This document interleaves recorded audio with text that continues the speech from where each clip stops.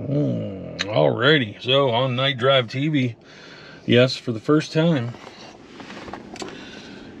an internal combustion engine, power building, turbo forced induction system, TIG welding guy like myself, is the first time I've ever driven a Tesla. And now I've always loved electric. I've built RC cars, drones, golf carts. I was even gonna do an electric conversion on a CRX back in the day, just never really got to the project. Bought books on building electric cars in like the mid 2000s. Obviously I've messed with batteries a lot and all kind of things, so it's kind of like a natural match for me in a way. But for her, what's your perspective been on Teslas? Like your initial couple word reaction, what did you expect from a Tesla? Main thing, I was hoping ease of operation, because it seems so technical, everything being electronic. So she thinks it'll be easy to use. I kind of knew that the power would be, you know, interesting, but you know, electric power's got a big torque onset. So in this video, basically what we're going to do is two people who've never been in a Tesla, a person who I think would be a good perspective. This would be your average user, a girl drives a Corvette every day. She caught me. I mean, we went different ways to the shop to see, so she'll kind of get a perspective, and then me, I'm going to give you all the technical bits from a car guy perspective, not a tech guy perspective. Why does always tech people feel like they can review techy cars? So I think you need true car enthusiasts to review something like this. Exactly. So in this one, guys, Night Drive TV, I'm about to review the Tesla and give you our perspective. Stick around, you're watching Night Drive TV. Phantom, it's like ghost braking. So I guess what it comes down to is, what is my conclusion as a person who definitely likes a car that has some flavor, some sound. I'm a manual transmission guy. What is it like to go to something that's very quiet, very refined in the sense that it's very, feels very isolated. It feels like it's changes the experience on the road. What's the real summary here? What's my conclusion, and do I like the Tesla? It's definitely, you know, it's unique in the sense that it's quiet. You feel very comfortable and isolated within this environment. It is silent. It's silent and it's potent in the sense that it gets up and it goes when you're not in chill mode. Even in chill mode, you can definitely run with, I would say, most traffic pretty capably, and you really don't need more than that. Would I buy this vehicle if it were my primary only choice? I don't think I would. I think it does lack a little bit of character and a little bit of soul. There are cool features, no doubt, in the screens and the entertainment and the things that are here, but inevitably this is just a big phone, a big tablet.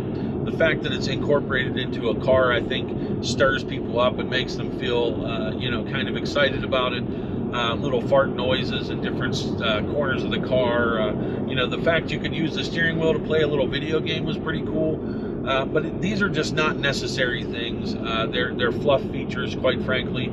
This is a tablet, and putting things like that into a tablet is really no big deal. It's a matter of $200 at this point. So really what you're paying for, I think, with this vehicle is the drivetrain, the electrified nature of the car, the progressive nature of the design of Tesla and the Tesla concept. You're buying a bit of Elon Musk and a bit of hype, I guess you could say. Overall, I think the car does perform very well. It does drive well. I think if it were my only vehicle, though, I would really have to pit this against probably an M3, maybe a 5 Series, a lot of the Benzes. I'd have to really look at the competition, to be honest with you. The electric, my point is, the electric is not enough to push me over to just buy this and nothing else. I don't think the electric is a game changer in terms of the compromises you have to make, the costs, and there is an inconvenience factor. Obviously, driving around Las Vegas, going to different places, I was depleting the battery fairly quickly, and not having one at the house, it is a negative game changer for me. So here's a scenario that, so I've gotten the car down to about 7%, and it's saying that it would potentially have issues restarting. I'm sure this is just a warning to kind of just alarm you enough to focus on getting some power. But you know, you have two cars here. You have this one and this one, not plugged in, sitting there unattended, and you don't have that many charging stations even in Vegas. So I mean, this is kind of the, this is an inconvenience factor that's kind of undeniable. All right, so we're going to charge up here and see how it goes. Obviously, no big issues. It's just when you get to some of these stations backed up, I mean, obviously, for me to get up to 80%, it's going to be 1 hour. So that's substantial enough. You got three now waiting. I mean, if you get here in a scenario to where, you only have a percentage, I mean, you could be here for quite some time. I'm curious how many people who buy these cars really do have the charger at their house. To get an effective charge on this, you need enough amperage. Obviously, if you live in a townhouse, if you live somewhere that has a small box panel, 100 amp service, I don't know how easily you're going to be able to add a charger to that, and I'm curious about that in the comments if any of you guys mention it. There is the plug. Obviously, you can plug into a 220. That's obviously not going to be the rate of charge that you're going to get from a supercharger, and inevitably the supercharger is still kind of lengthy in terms of time if you really need a lot of charge, and it's limited. So I'm sure anybody can build a routine around this and really understand how to use the vehicle. I know I would, but it just really wouldn't get me in terms of a primary vehicle. In addition, coming from the Northeast and where there was snow and ice and things like that, the automatic door handle, certain features of the car, I think would be really problematic in the wintertime and things like that. I really question the long-term reliability and of some of those systems, as well as just some of the lighting and some of the details of the car just seem cheap, and I'm not sure they would hold up. So overall, I think it's competitive. I think I can see the case for certain people to be extremely drawn to this despite the compromises, and they would just say, you know what, I can live with a bit of compromise knowing that I'm electric and that I'm got these features, and the autopilot's obviously a big deal. My real question is the Cadillac Super Cruise system better than this? I have seen some indications that it is. Cadillac is aiming themselves towards Tesla, and quite frankly, GM makes an overall good product in the sense that, I don't know, it's mad because this car, but GM makes an overall good product in the sense that they are just a much larger company than Tesla, and they, on some levels, I think when it comes to suppliers, engineering integration and things like that, while GM is a slower moving entity, I think once they do execute something and choose to execute something and commit fully to it, I think they're going to make a very competitive product. I don't think GM has fully committed just yet. The Bolt, the Volt, things like that, I just think that they were not like a Tesla. They were all in. They did this and they said this is going to be it. They're not making gas-powered cars and trying to just put their toes in the water. This was a full-on effort. So if you saw GM do a full-on effort, I think it's going to get interesting. So handling and obviously the overall grip of the car, I think, is pretty good. The Z-rated tires, I think, have a lot to do with that. It's a pretty low-profile tire. Obviously, tires contribute to suspension. So I will say that I was fairly impressed with the handling of the car and the amount of grip. Now, I didn't push it on a racetrack or anything substantial, but from what I did see and from what the Autopilot put me through, it took the tires somewhat to the limit. And so I will say that it seems like it handles well, and it could be a plausible track day candidate, possibly, to do a track day, and I'm curious about that. I would love to explore that possibility. But like I said, very low body roll, fairly firm suspension, but nice ride quality. What I am surprised by in this car, that there is no way to change the ride settings in terms of the dampening. With having options with steering, I expected this car might have options with suspension. It does not. So that was kind of a surprise, but overall I feel like the settings that the car comes with in terms of dampening and spring rates are a little bit aggressive. It feels sporty for sure. Obviously you want that with the amount of acceleration. I'm not seeing huge nosedive, but it is there. My impression getting into the car, it was so-so. For the amount of money that you pay for these cars, you kind of expect an interior quality, I suppose. And I've often talked about this little tray. This little tray is in the center console, and Yeah, I can't say that's something I would expect in a car like this. The fact of the matter is I think with Tesla and with the approach, look, all cars are compromises, and basically, you know, for a set price of a base model, and obviously this is the Model S, the first mainstream model, I guess, Tesla put out, aside from the Roadster, you're going to have compromises in terms of they have to save costs somewhere, and I think my feeling is that they're saving cost a little bit in the interior, and it's the simplicity of it obviously contributes to a cost savings, but that's probably my only gripe is that little dash tray and maybe the center console. I think the design is very poor. The cup holders here are in a very bad position. You can't sit your arm if you have a cup. It's kind of awkward. You can, but I just don't think it's the place that I prefer to have them. There's two more down here. It's livable. I will say overall, everything in the interior is livable. And, you know, it feels BMW-esque, but I think for the same money, a BMW or a Porsche would probably embarrass this, but overall, you know, it's not bad. I think what you're paying for is the technology, the interface, the drivetrain, the overall stigma of Tesla. Exterior design-wise, I don't think it's anything special, and frankly, I'm looking forward to some type of evolution of the Tesla design because I think it's gotten fairly boring. I think they could be a little bit more futuresque with their appearance to really capitalize on the technology that they have. But overall, not super impressed with the car. My mom was with me, Lace was with me. Later in the video, I'm going to give Lace's impression. It's basically a different impression. She is going to talk about what her perception was, and she drives a Corvette every day, a C6 base model with an LS3 6-speed. She's commuted in that car, so I wanted to see what her impression was. So I'm going to show that at the end of the video. Stick around for Lace. But exterior wise, it just doesn't really strike me. I would mod it, I would wrap it, I'd do things to make it my own, but it just doesn't blow my hair back, so to speak. That brings me to the overall driving and highway experience. The driving and highway experience that I had with this car was pretty mixed. And so essentially, I know that FSD in basically I think it's the level 5 capability, the full self-driving mode, was released, I think, briefly, and then retracted, something along those lines. Just excuse me if I'm wrong, you Tesla experts. But knowing that that was the case, I really thought, well, a new Tesla's Autopilot must be very capable. If we're getting to the level of driving through the back streets and side streets on full auto, I would imagine that the Tesla on the highways has got to be extremely capable. Initially, it was hard for me to gain trust. I'll be honest with you. You really doubt that the car is going to do certain things, and so that's going to be natural for anybody that never had one. Initially, it was kind of an interesting experience. Check this out. So what you got to do to change lanes?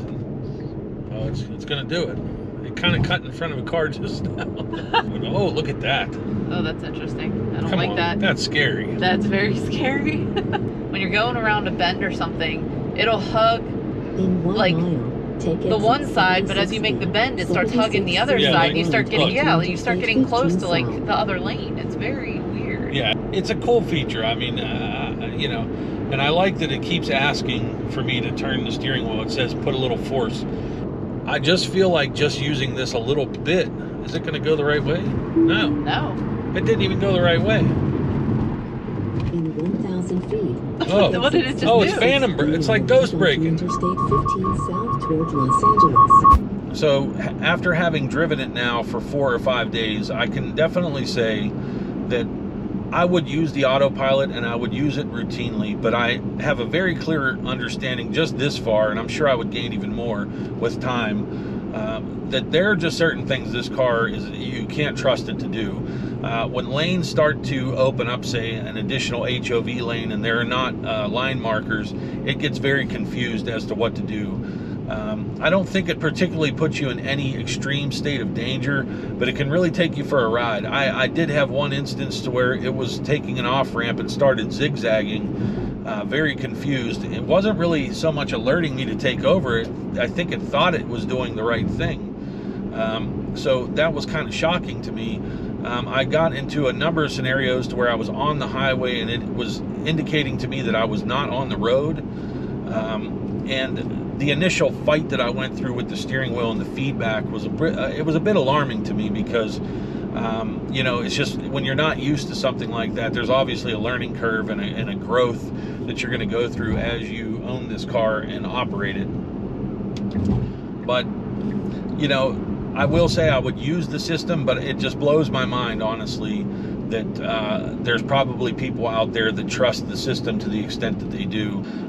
There are certain scenarios to where if I were a driver behind this car, I would think there was absolutely something wrong with the person in the vehicle. So, you know, it's just, I'm not really sure about it in terms of congestion and doing 60 to 70 miles per hour with interchanges. I don't think it's its strong suit. Stop and go traffic was fantastic. I can definitely see people that commute in these cars. I went through stop and go rush hour traffic in this car, and I can honestly say it was a huge convenience. It's something that I would definitely, if I had to deal with that kind of scenario, if I were a commuter, it would definitely be something. It would definitely be something that I would enjoy having. So doing some tests in kind of stop and go traffic, it's a little bit herky-jerky. It will get on the brakes pretty aggressively. I feel too late. I would react a lot better. It seems to vary though. Like, yeah, see, there's a hard stop right there. It's more aggressive than I would do. So, I mean, it is managing it though. And interestingly, it doesn't ask you to grab the wheels much when you're going slow. It does keep nice relative pace, but it can get aggressive with how it stops. I mean, I could see traffic stopped way ahead, and it just waited until it was close, and I mean, threw us forward in the seatbelt. So, kind of interesting. I don't know. Oh, that thing will put you through the windshield. I love the torque of electric motors. The moment they turn, electric motors produce 100% of their torque. So it's definitely impressive to drive around. And I was not on chill mode. There's a chill mode and a standard in this car anyway. And I kept it on the standard mode and drove it basically like I would drive anything else. The issue is the impact on the range. And so when I started to look at the supercharger cost for kilowatt hours and the amount of mileage that I was getting, it really was not that good. Now obviously people have home charging, they have the cord in the trunk that you can plug in, and you would be basically you know, you would be exposed to whatever the kilowatt hour cost at your residential electric services would basically apply. And I'm sure they're going to be cheaper than the supercharger. The supercharger, I think, for about 75 kilowatt hours, I was looking on the screen, it was charging about $22. Overall, at this point, you know, I'm going to look at the charging data, but I know when I was at the last supercharger, I had driven 303 miles, and according to the supercharging cost, I was at about $40 of charging cost to get that 303 miles. And so that, when you really look at the average mileage of even a Corvette and commuting in Lace's C6 or driving my Z06, I mean, honestly, it's very comparable. So the superchargers, I'm going to look into the cost of as I, you know, craft this video and edit it. But if you're just solely exposed to supercharging and the cost that comes with supercharging, I don't see the affordability of it, to be honest with you, unless you're very careful, soft on the pedal, drive it in chill mode, use autopilot frequently, and you really subject yourself to being as kind of a boring driver as you can be. I just think that to drive it like a car, like the car wants to be driven, I'm probably going to spend the same money in terms of electricity if I'm supercharging as I would with my Z06. So at that point, I'm like, do I spend 100 on this or 100 on a C8? Or, you know, I don't start to see the business case to own the electric vehicle. So obviously home supercharging, having something at the house and charging at home, is going to probably offset that cost. And then there are some Teslas that were sold with unlimited supercharging and things like that. That's obviously a different scenario altogether. But you know, in terms of this car, it seems to be charged normally in terms of cost, and so I don't really see the value in terms of being electric versus not. And then the inconvenience factor of using the superchargers was incredible. To be in Las Vegas, where these cars are very popular, there is only about 7 charging stations that I found, and when you show up to those charging stations, there's a line. And there are people congregating and fraternizing all around the cars, looking at each other's cars like a car show. It's very unique. But, you know, when I pulled in with 7%, to get to 90%, it took me an hour and 15 minutes. In the first instance, I think I went to the supercharger with 27%, left with 80%, and it was, you know, approximately an hour. And that hour was caused by the fact that at some point while I was looking through the screens just to see what functions and features were in there, the plug had some type of malfunction and it quit charging. So that kind of led to another issue. So, you know, overall, I really started to get the perspective that, you know, this isn't really what I thought it was going to be in terms of convenience. I thought superchargers were like a 30-minute experience, and that really proved not to be the case. And like I said, I'm not a person who was, you know, intent on buying one, so I didn't do the very specific research. I think this is just kind of what I absorbed through marketing, media, and just people kind of randomly talking about the vehicle. It's still a car, it's still a mass production automobile. There's still tons of toxic materials all through this. I mean, if you really want to be green, walk. You know, if you really want to be green, maybe an e-bike. You know, that to me is really making true substantive change. I don't think driving a Tesla for 100 grand is going to make you, you know, a better person. So that's that, guys. Some of you may not like what I had to say, but hey, I wanted to give an honest review of what I really thought about it. For now, I'm definitely going to keep my gas-powered cars. Going for a first ride. It's very quiet. It's like eerily quiet. It's very weird. Like, this is a quiet car, and I'm like, make my Corvette louder. So. Holy beep. I mean, I'm kind of impressed already. Yeah. I mean, there's a lot of just like, I mean, the power for sure, just that little bit is crazy. I can only imagine. And like just the little features inside here, like from the outside, it just looks like a painted roof, but it's actually like a full-on like sunroof that you could see outside is super cool. Right. What do you think of the interior? I mean, do you feel like it's very overall quality? What do you think? I mean, I think that the seats are fairly comfortable. There's certain aspects of it I feel like are cheap. I mean, I guess there's like compromises. I mean, it's like the seats are comfortable. I mean, I wouldn't personally choose the white interior, but we're gonna see what you think. Yep. See what you think getting in it.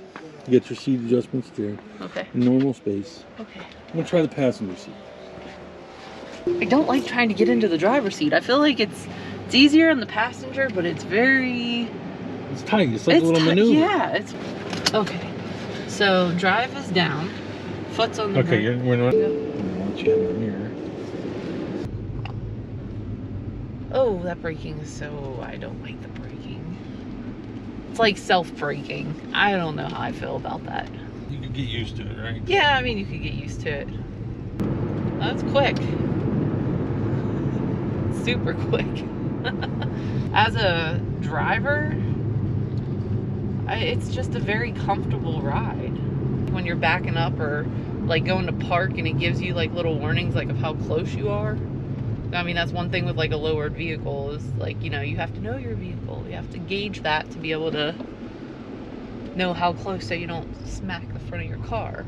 It's definitely a smart car for drivers that want to take like the guesswork out of it and just want to Is that a good thing? drive. No, I think it depends on the person. I mean, it's like one of those like smart cars for stupid people, but at the same time, if you just want to have like a relaxing drive and not have to worry about anything, I think as an addition to having like a sports car, I mean, I like it. Right. I kind of like it. So guys, this was the wrap up of the vehicle, just a quick walk around of the Model S 100D. And it was a good experience. Obviously, I got this off of Turo, and check it out here in the Las Vegas area. It was actually the most affordable Model S on there, and a great deal, great host. So check him out on Turo. But that's it, folks. I'll catch you on the next one.